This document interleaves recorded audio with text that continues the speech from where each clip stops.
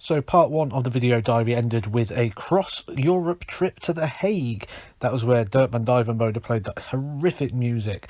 But it was all good when we got there. The food was incredible. I had this amazing lasagna. And Zach, as always, eyes too big for the belly.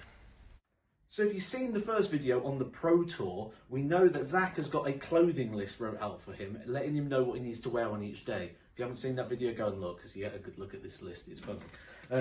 So today, it's a one-day outfit where you should be wearing grey jeans, a Loxley top, or a green checked long sleeve shirt. Are you wearing that today, Zach? I am, yeah.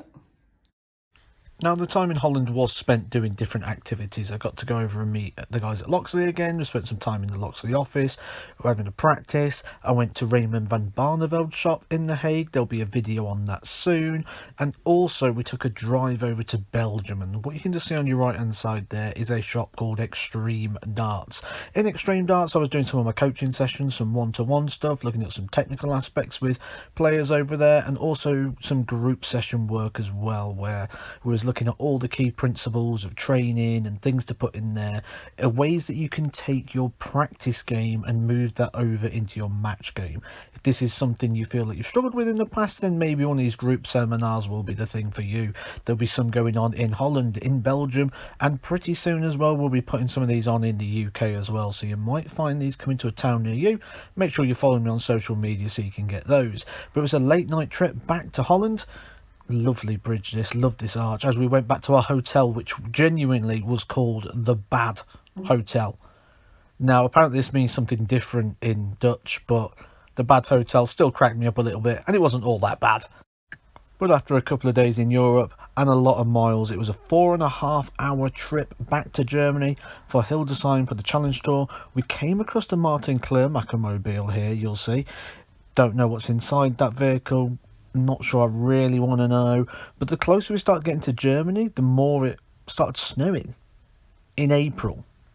And this weren't just Germany, this was like across Europe. I know even in Daventry, my hometown, the missus texted me and said, oh, it's snowing over here, which was bonkers.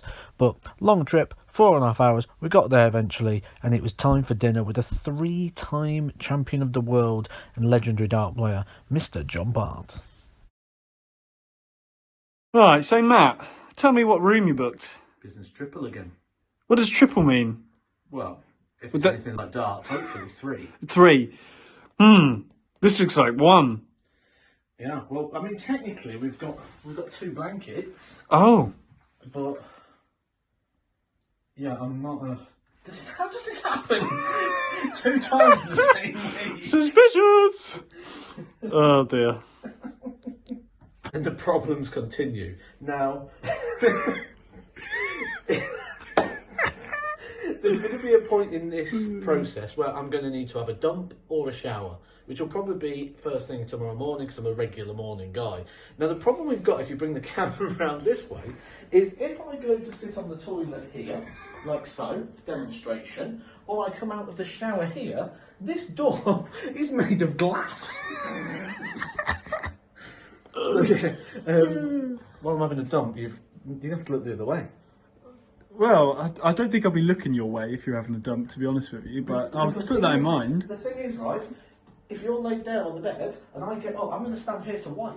So I'm going to be in full shot. Close the door. I can see. I literally can see you.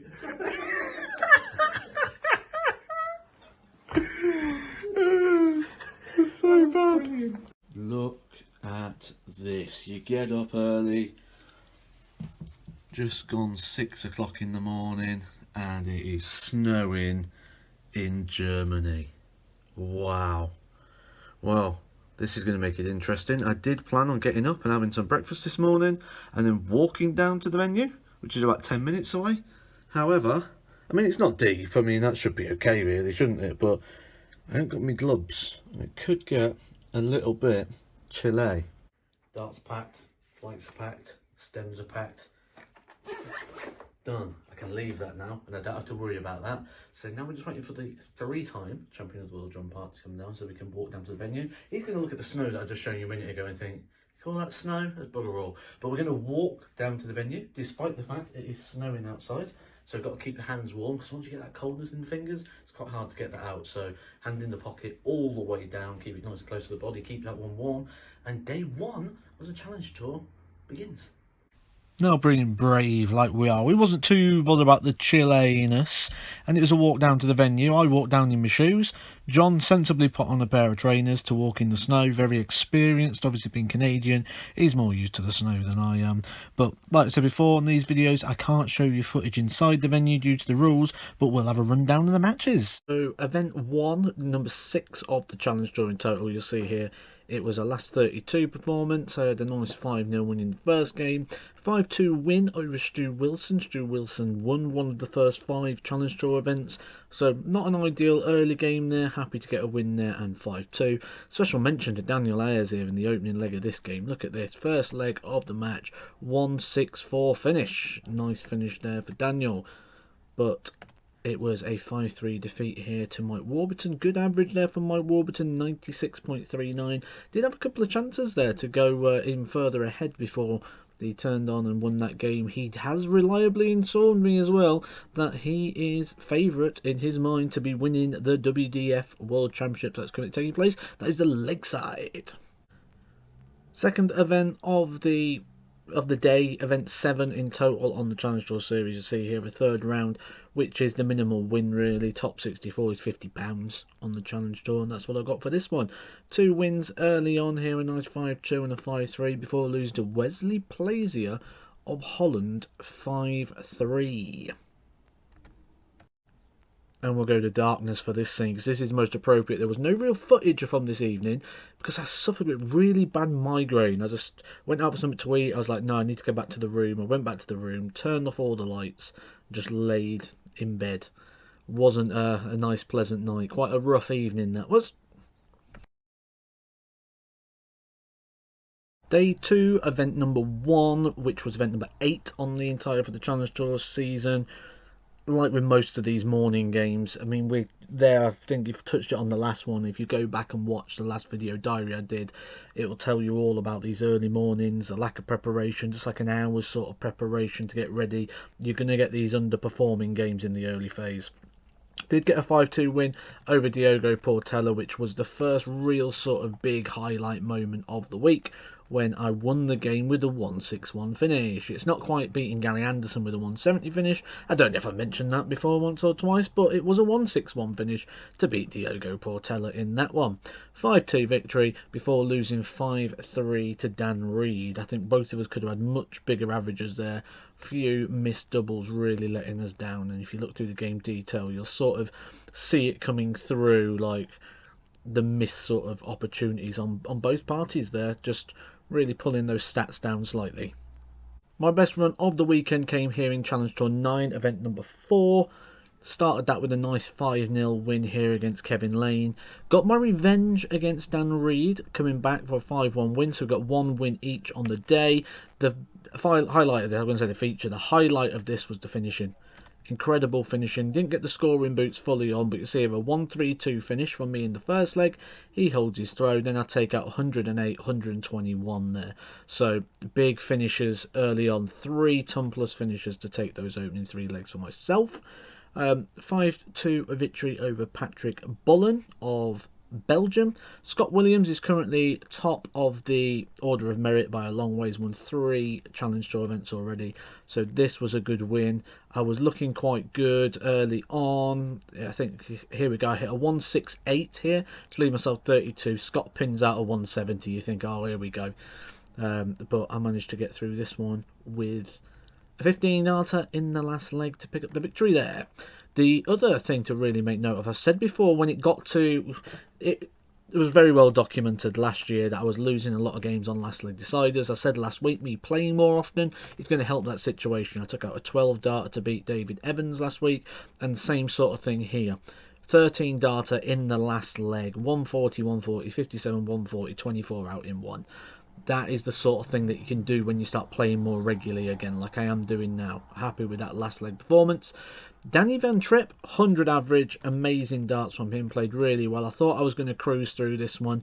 I was playing very well, 14 darter, 15 darter, puts me on about 103 the average. Danny down at this point around about an 82. He got the next leg, pulled one back. I go again, 15 darter, so my 3 winning legs, 14, 15, 15. So my winning legs have got me over 100 average there at that point. This was the mess up. So I leave double 14 after 12 darts. Missed 3 darts. It slipped into the double 11. Danny hit tops with the last dart, and then just went absolutely ballistic. Look at this: 13 darts, 11 darts, 13 darts. Ton 40, 97 out, 180, 140, 81 out, 125, 140, 123. I was putting my best resistance up at, look, 140, 134, 137. Made a mess of the shot there though at the end on the finishes. I sat on this one here, sat myself on 32, and again he goes out on 13. So not really too much I could have done towards the end there. Played very well and actually went on to win the title in that event. So that's 2 days done. I'm going home tomorrow, but there's one more tournament left. Frustrating. I need to win one of these, and I felt like that was the chance. I missed 3 darts there to go 4-1 up, and then he just went mental. So missed opportunity there, I think, with that one. But there's another tournament still to go. But I'm kind of looking forward to going home now. But yeah, I'm just rambling, aren't I? Yeah, we'll see what happens tomorrow. I've got to win one. You may have seen on the last video, maintenance and stretching is very important when we get to these sort of days. You know, yesterday the second event started at 4 o'clock. I'd already been there 8 hours. So it gets a bit tight, especially on the legs. Something you probably don't think of when you're playing for that long, and that's why I'm stretching out the calves and stretching out the legs at the moment, is you're putting the weight sort of over that lead leg all the time. When you're playing for like 10 hours in a day, need to maintain it, otherwise it's just going to get tight. You're going to get discomfort, you're going to start walking more on the left, you're going to start walking more funny. Not good. So stretch around the shoulder, around the chest, around the legs. Try and maintain it, see if we can keep that level of performance high where it needs to be. And despite all that, and the Chinese with the 3-time world champion John Bart, I wasn't able to keep that level of performance up, and it dropped on the last day. Went out in the first round for the first time this season. Wasn't too happy with that, but didn't have much left. Weather was good though, good day for flying. You'll see here clear blue skies rather than the snow that we had. So it was off to the Bahnhof quite early. We had a flight booked for 10 o'clock on the Sunday evening, so we had a few hours to kill, or give us time to get things wrong, which was probably the more likely outcome for the journey back up. But it's maintenance I've got to look at, I think, for these things. I know I can hit the level of performance to win these because I've won them before, and I know I'm probably playing better than then. I've just got to look at those maintenance. So we've got to have a look at maybe a massage gun, something for the shoulder that's going to allow me to play through these sort of events. A couple of thank yous. First of all, thank you to all the Patreons that support me just from £1 a month. The link is in the description below if you want to join in with those that allow me to do what I'm doing. Also, thanks to my sponsors, All Things Darts on Facebook, Loxley Darts and Dart Wolf. Thank you guys for your amazing support that allows me to live this journey. Edgar TV.